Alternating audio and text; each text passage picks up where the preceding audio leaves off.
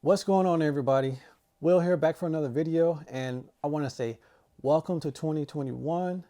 You guys are here, you made it, and congratulations. Happy New Year. And first off, I want to say welcome to all the new subscribers who have subscribed to this channel from last year. And you guys are awesome.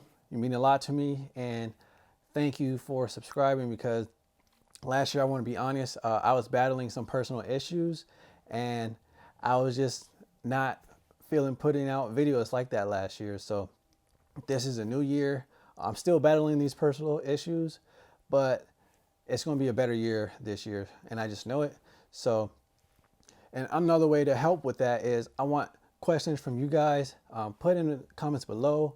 I know you've probably seen some of my videos, and you probably landed on a video that caught your interest. So write a question below in the comments on what type of videos you would like to see come out of me, well, not come out of me, but come from me this year. So this video is going to be a tutorial video. It is going to be about how to create a frequency separation action in Photoshop. And reason why this type of video came up was because a colleague of mine who's also a photographer, she asked me, how do I get my images to look great with the skin and everything like that. So this video is going to be teaching you guys my process in Photoshop on how I use frequency separation to edit my photos and the tools that I use in Photoshop. So we're going to roll this intro and get into this video.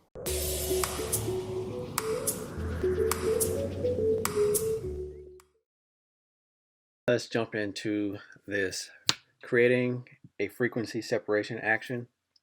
I want to stress that we want to have a properly exposed image that we bring in. So my goal is to expose properly before I do any editing, because that makes the editing process much smoother.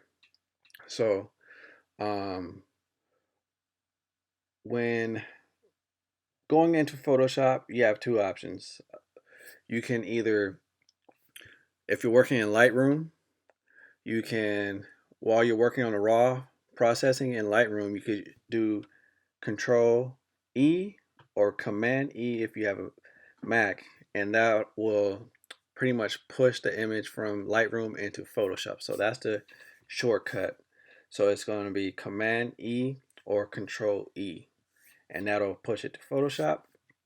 But for this example, I just have it on the files in a folder on my desktop, just to show you how to create this action. So what we're going to do is we're going to drag this file into Photoshop, and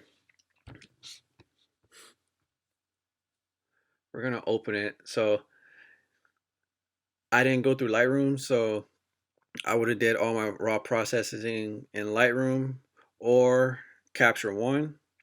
But since this is just a raw file that I have on my computer, it's pretty much going to tell me this is Adobe Camera Raw, which is basically Lightroom, but it's just a standalone. So we're not going to do anything. This image is exposed properly, so we're just going to open it.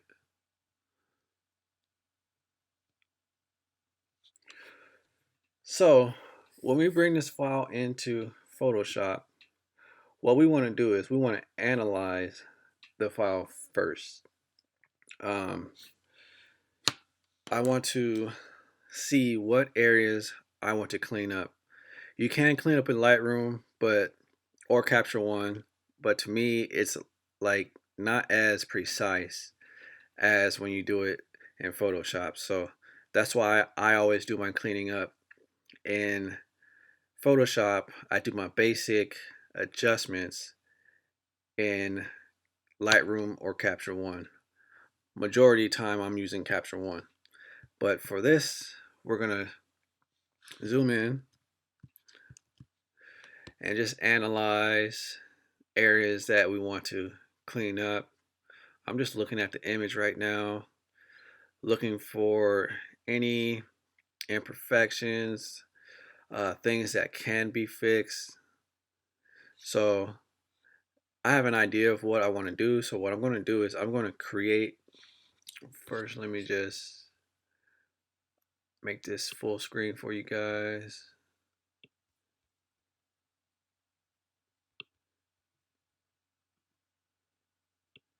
There we go. So what I'm doing is I'm going to create a blank layer. So this is the part where you can add a blank layer. And then I have my brush tool already set. Um, it's gonna be black and white, but I want to change it to red. I had it set already, but I'm just going through the steps. So now that I have an idea of what I want to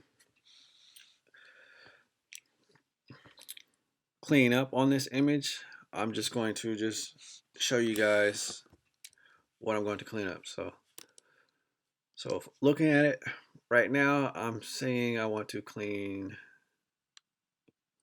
this area up. And another tool that I would recommend getting would be a tablet, just because it would make the retouching process a lot easier. There is a learning curve, but once you get it, it makes the retouch process a lot easier than using a mouse or using your trackpad. But if you don't have those, you can still do the same thing with a mouse or trackpad. But I'm just going to just go over areas that I would clean up on this image. So I would clean up these areas. I would clean up this under eye area, as well as this little section right there, this under eye area,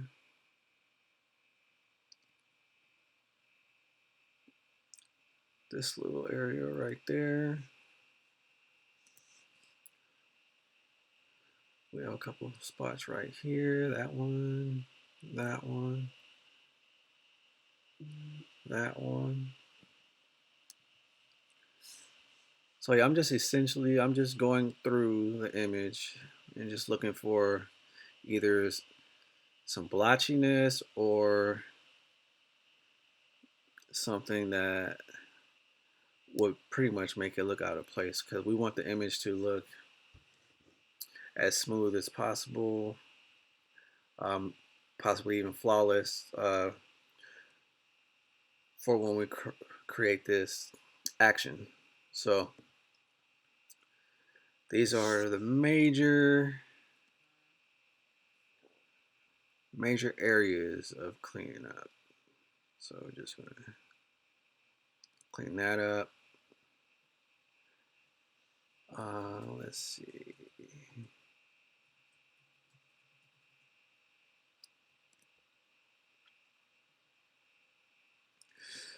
And every image is going to have its own set of cleanup. So this is just particularly for this image.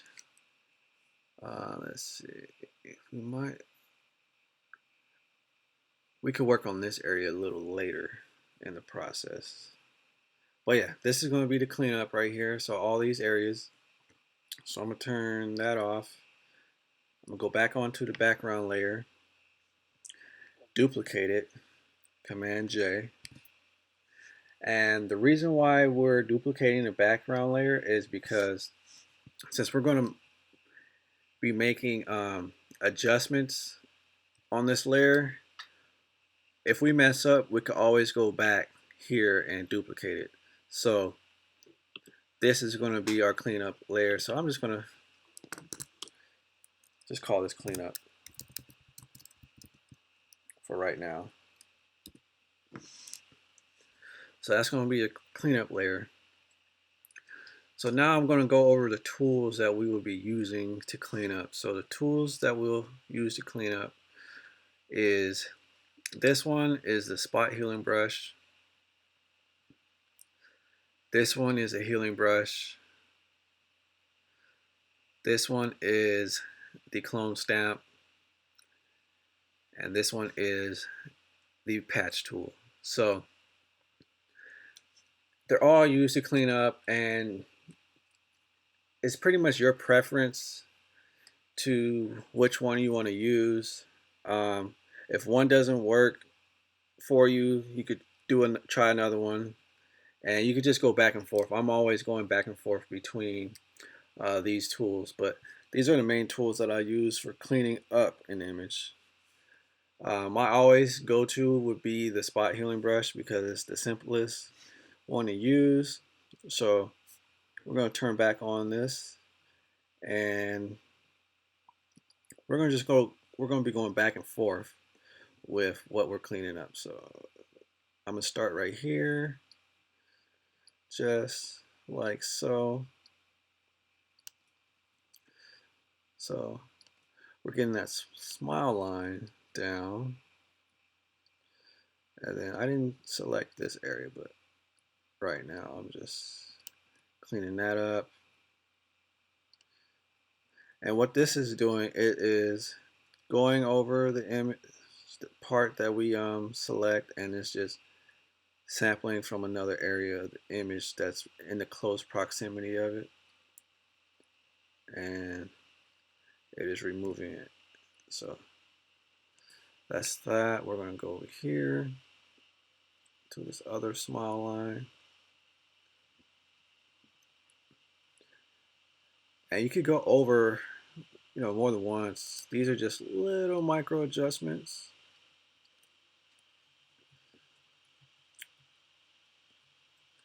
Let's see, just to clean up just some of this stuff. And that's the main tool I use. I'm going to show you what the patch tool does. This is a patch tool. So select, we want to get rid of this. So we would just kind of like make an outline around it, like so. And then move it over to a close little proximity. So there we go. It just pretty much copies whatever area that you dragged it to and places it where the part you want to replace. So that's that. Let's do another one right here.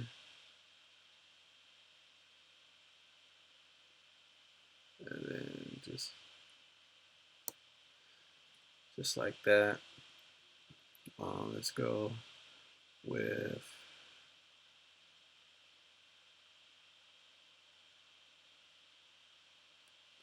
this, and we're just gonna go underneath. But sometimes there are little imperfections that happens.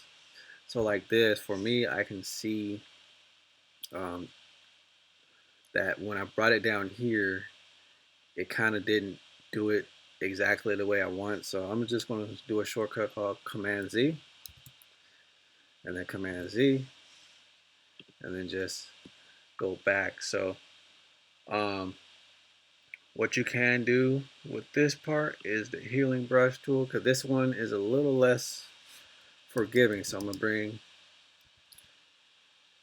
the size of the brush down. A shortcut for that would be the bracket keys. So the left bracket key would be to make the brush smaller. The right bracket key would be to make the brush bigger. So we're going to make the brush smaller, and we're going to sample an area. To sample, you're going to hold down Alt or Option, and then just sample, and then you're going to just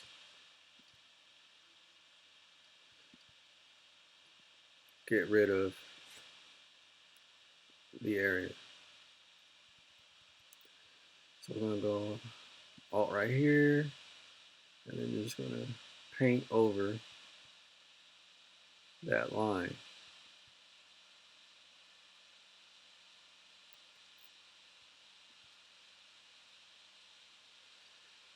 And Another thing that happens sometimes when you use these tools, it kind of takes away some of the texture. So that's why I say there's multiple tools, and you could use whichever one suits your needs. So since this one is taking away texture, I'm going to take some steps back, and I'm going to try another tool. I'll probably just go back to, well, let's try the clone stamp tool right now. So clone stamp, and we're just going to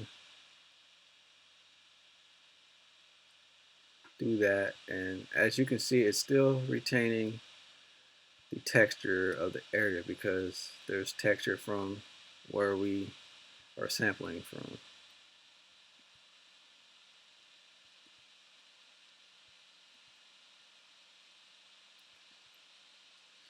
So that's that. I'm going to go to the other side and do the same thing. So that's why I said there's multiple tools for the same type of job, so it's whichever one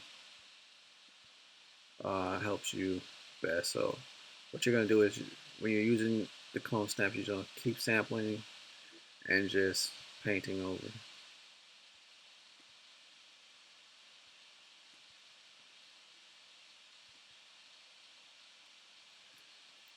And that one, we got a little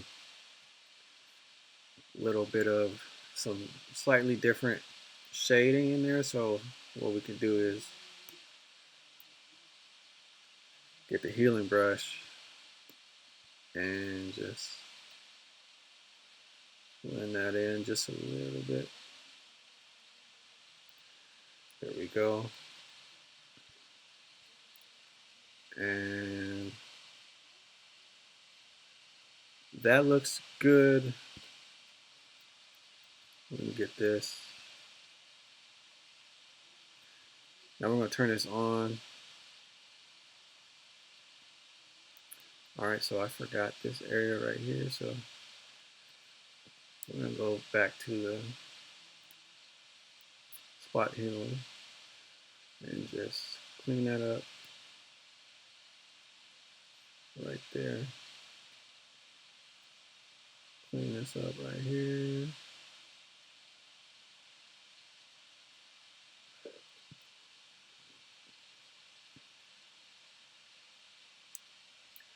I'm going to turn this on.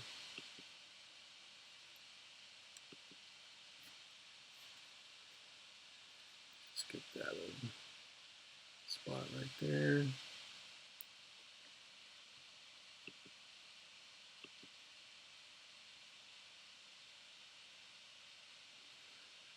Alright, so that's pretty much it for the cleanup. So what we're going to do is we're going to turn this layer off, delete this, and actually we're going to merge these layers. So let's go layer and flatten image. So now what we're going to do is we're going to create this action. So first we're going to go to this icon right here. This is the actions icon. Looks like a play button. It's the dialog box. So if you click on that, this is where all your actions lie. So what we're going to do is to create this action, we're going to create a new folder, and we're going to call this folder frequency separation. Oops. Frequency separation, and we're going to hit OK. Now we have a new folder that we're going to place this action in. So to create the new action, you hit this plus sign right here. To create the action, we're going to name it.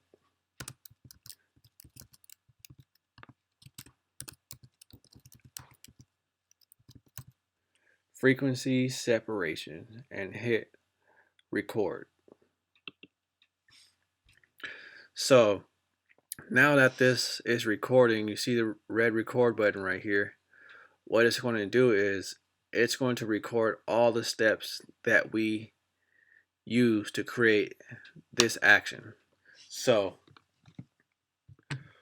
first step in creating this action is to duplicate this background layer twice. So here's what we're going to do. I'm going to hit Command J or Control J if you're on a PC. So 1 and 2. If you look at the dialog box, you can see that we have it recorded. So we're going to go here and name this blur.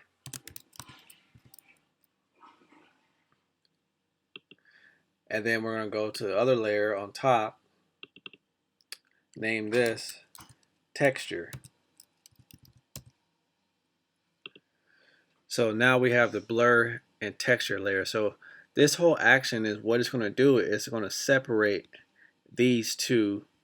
It's going to separate the texture from the tones and color in the image. So next what we're going to do is we're going to turn off the blur layer. Turn off the texture layer. Select the blur layer. Go to Filter, Blur, Gaussian blur, and every image is going to have its own threshold, but I find that 4.2 is a good threshold for my process, so that's why it automatically showed up at 4.2. So we're going to hit OK on that, and that's gonna, you see the image is blurry. So then we're going to go back to the texture layer, turn that on, and what we're going to do is, in order for this action to work properly, we're going to subtract the texture layer from the blur layer. So how we do that is we're going to go to Image, Apply Image, and since I've done this already, it already put the settings in, but what we're going to do is, if yours says something else, like I said, we're going to subtract the blur layer. So we're going to select the blur layer, and then this is going to say something else as well. Let's just say it said, I believe it says when you first do it, I think it's set to multiply. So what we're going to do is we're going to scroll down to subtract, and what that's going to do is subtract the blur layer, texture layer from the blur layer. And then we have these two settings right here, scale and offset. Put that to 2 and the offset to 128.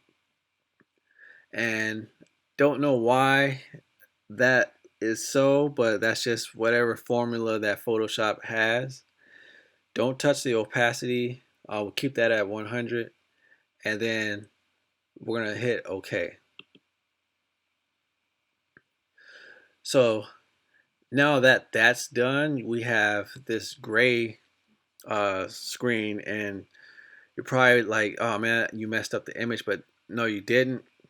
This is just displaying all the texture in the image, so this is not a problem.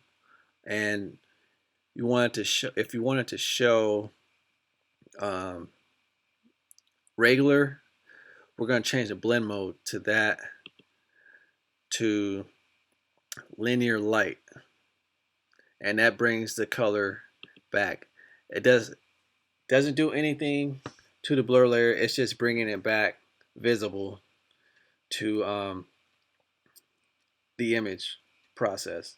So after we've done that, what I usually do is, this is what I'll do is I'm going to add another layer in between, and we're going to call this the mix mix layer. And once we have this layer in between, we're going to group these together. So how you do that is you select the top layer, hold down shift, select that the mix layer, and then select the blur layer. And then at the bottom right here is this folder. You're going to click on that to create a new group. And then we're going to title this group frequency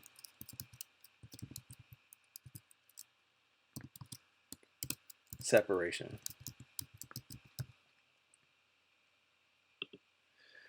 And that's that. So as you see, all of our processes are recorded, so we can stop recording. And since I said for the blur layer, when you do the Gaussian blur, it's always going to be different depending on your image. Like I said, my threshold is usually at 4.2, but it might be different on yours, so I'm gonna put that there. And that what that is going to do is when it action gets to the process of the Gaussian blur, it's going to pull up the dialog box for the Gaussian blur, and you could adjust to your liking. So that's that.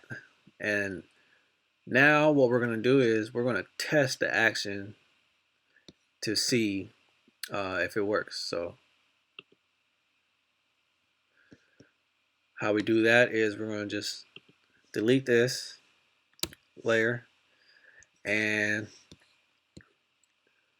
we're going to run the action. So run the frequency separation action right here, and we're just going to hit the play button.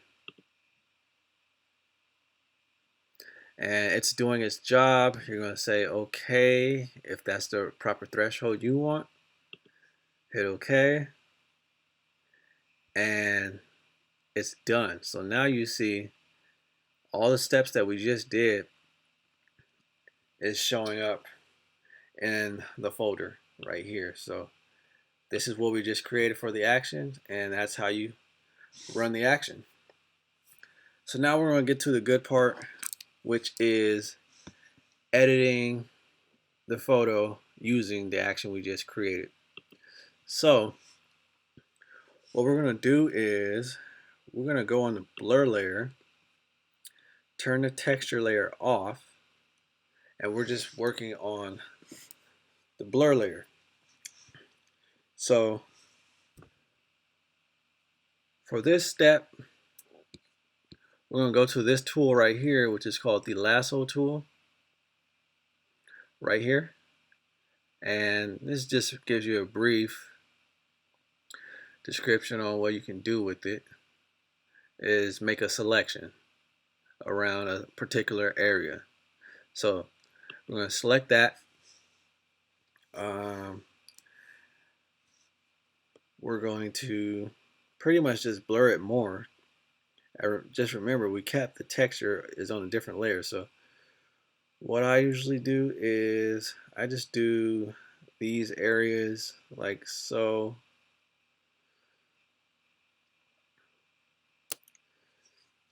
So this is a section. I go, once that's selected, we go filter, blur, and we're just going to blur it some more. So filter, blur, Gaussian blur. So that was at 4.2. Let's take that to, let's take it extreme, just so you can see what it does. That kind of like makes it dark, so we don't want it to do that. So I'm going to take it back down. And then that's pretty much doing nothing. So what we want to do is just find that sweet spot. So each section may have its own little sweet spot depending on what's in it. But let's just say, come on, let's go back. Let's just say,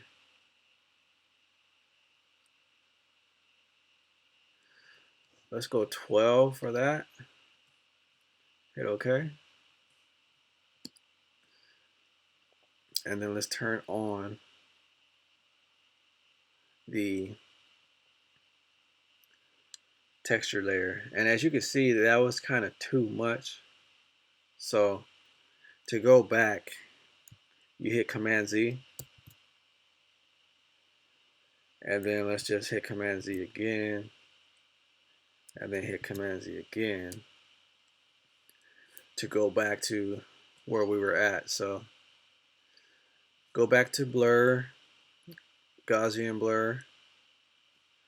So 12 was too much. So we're just going to take it down to, let's try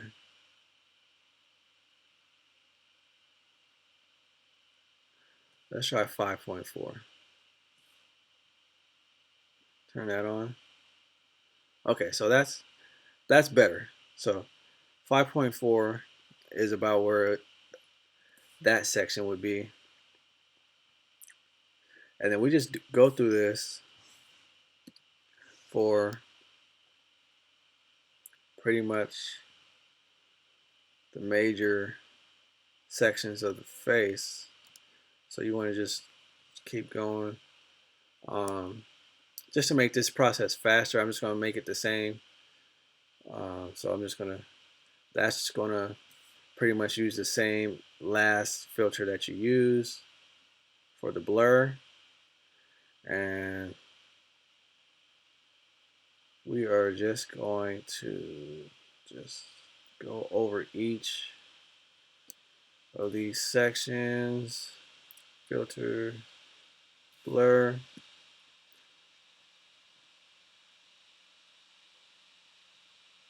and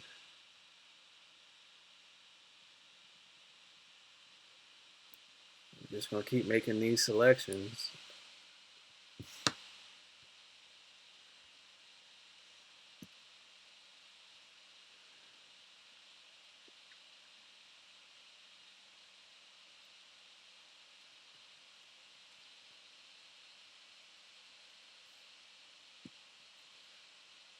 And then go here.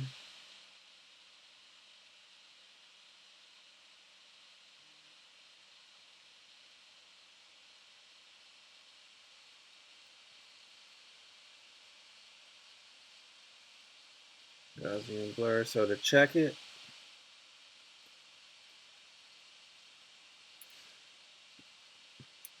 so as you can see that it's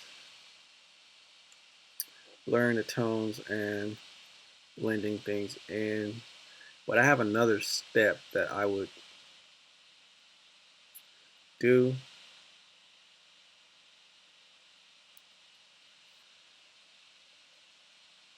Filter, Gaussian blur. Let's just work around the image.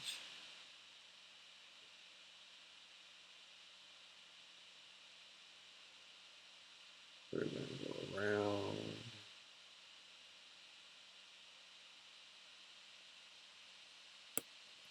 Just like so.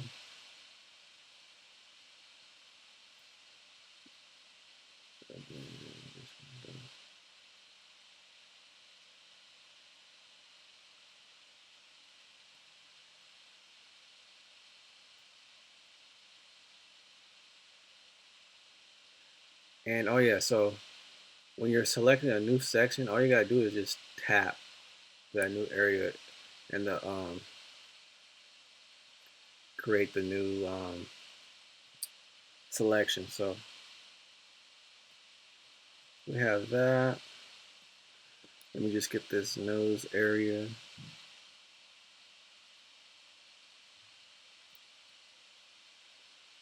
Well, this is all to your taste. Just because I'm doing these particular areas doesn't mean your image may require, but this is just going through the process to show you guys how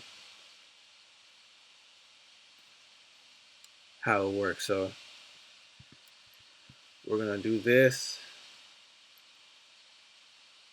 I'm gonna close that and then just show you the before and after. So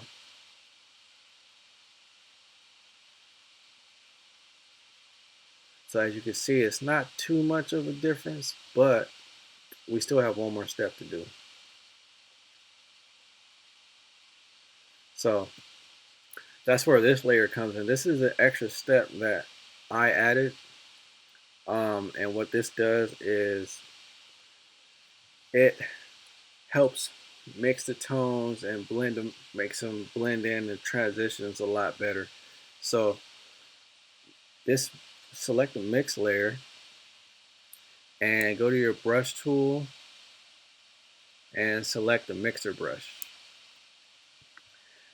And you want the mixer brush to be on wet settings 2, load settings 75%, mix at 90%, flow is at 100%, and I don't know what this is, but that's at 10% and the angle is at 0.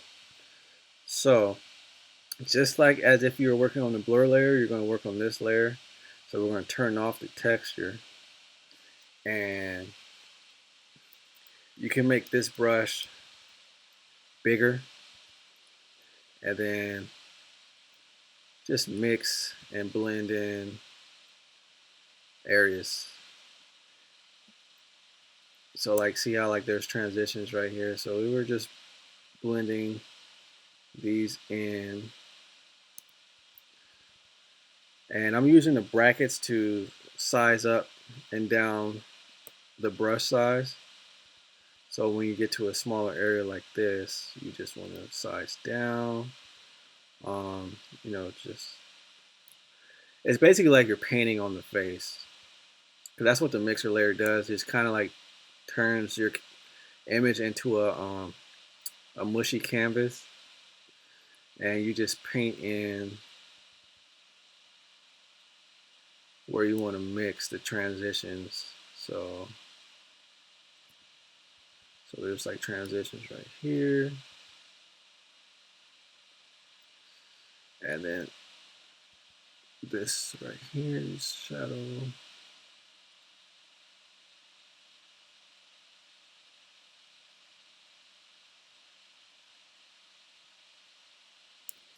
All right, and look at this nose area. And then let's just mix that a little bit.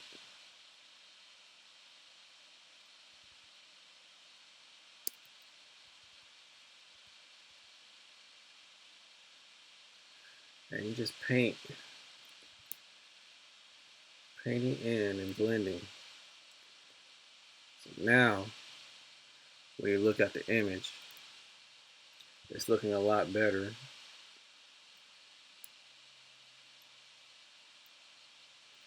Just get that a little bit more.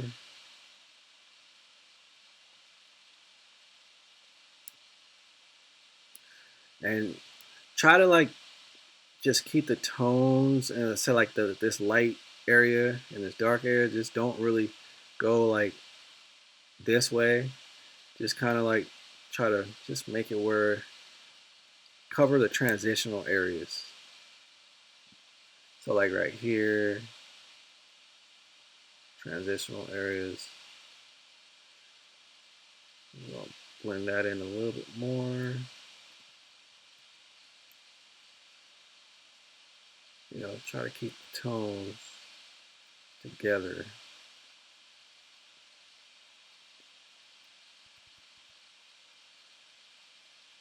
So like right here.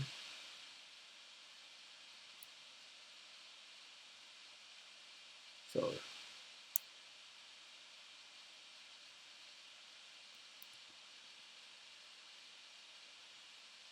see that right there. So we're just gonna blend that in a little bit more, kind of get rid of that. Turn it back on, and that's pretty much it for this tutorial. There are some things that I would go in further to fix. So this would be a little bit more advanced, depending on the image. But like I see some little blotches right here. So we can also clean up in this section as well. So since we're on a texture, since like this stuff is pretty much can be taken care of, so we're gonna go on the texture layer. We're gonna use this clone stamp. Make sure that it says current layer, and then you're just gonna sample some other areas and just clean up just a little bit on the texture. See how that went away? There we go. And just clean things up a little bit more.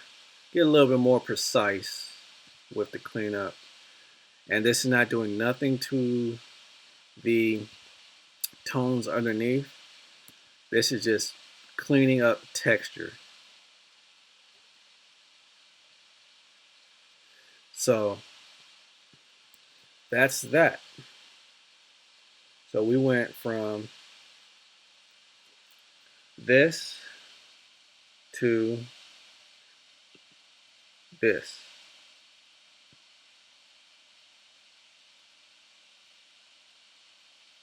And that's using the frequency separation action.